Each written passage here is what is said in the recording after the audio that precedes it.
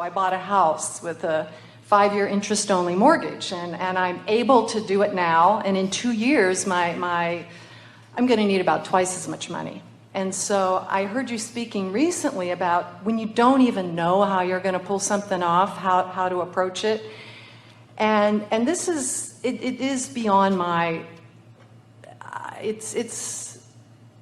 I would appreciate some coaching here and how to be about this prospect 2 years down the road. Because part of me wants to try to figure it out and prepare myself. It can be a little scary.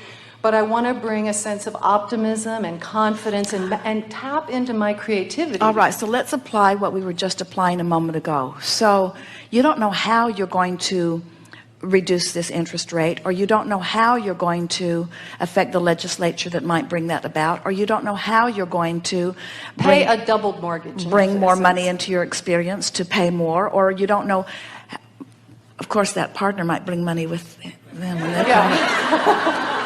But let's just say I need to double my income in 2 years. Well, is that an upstream statement or a downstream statement? In other words, did that make you feel better or worse? In other words, we were looking for a way to soothe it, and you seem to be looking for a way to poke it with a stick a little bit. And the reason that we ask is because your work is not to find a solution. Your work is to soothe. Think of the word solution has the word soothe in it, doesn't it? In other words, solution. Okay. It's a solution.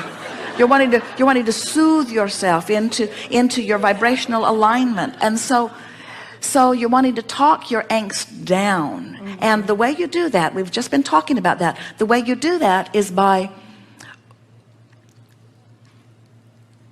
reaching for the thoughts or examples that you can give yourself that make you feel better as you are coming up with them. What you're really wanting to do is to stand where you are, because you can't stand anyplace else, and soothe the way you feel by speaking what you do know, not what you don't know. And you see, what you just did was the opposite. You said, I need to double my income in 2 years. You just made it look as hard as you could possibly make it look. You weren't amplifying what you do know, which was soothing. You were amplifying the unknown, which is the opposite of soothing. Can you get this?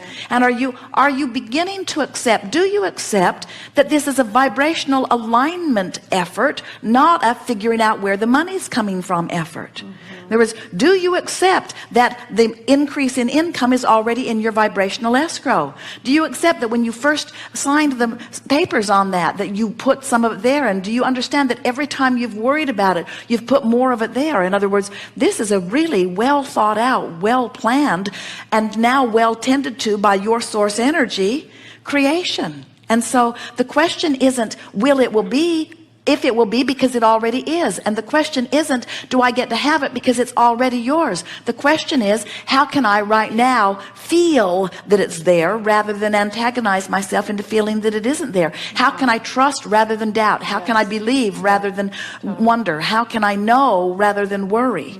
And so it's an emotional game. It's a vibrational game. So what do I know? What do I know that makes me feel better? Even if it's general. I know I'm good at what I do. I know that I always figure things out. I know that things do work out for me. I know that I'm a survivor. I know that I'm resourceful. I know that the laws of the universe are in place. I know that it's in my vibrational escrow. I know that universal forces are always helping me. I know that the solution is in place. I know that I have access to it even though I don't see it right now. I know that even though I don't see it right now, I may see it later. I know that there have been many things that at one time I didn't know that later I knew.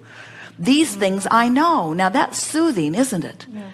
So as you talk about what you do know, even though it's general, it soothes your vibration. It helps you to close the gap. And the more you close your gap, then the more the universe can orchestrate the circumstances and events that you need.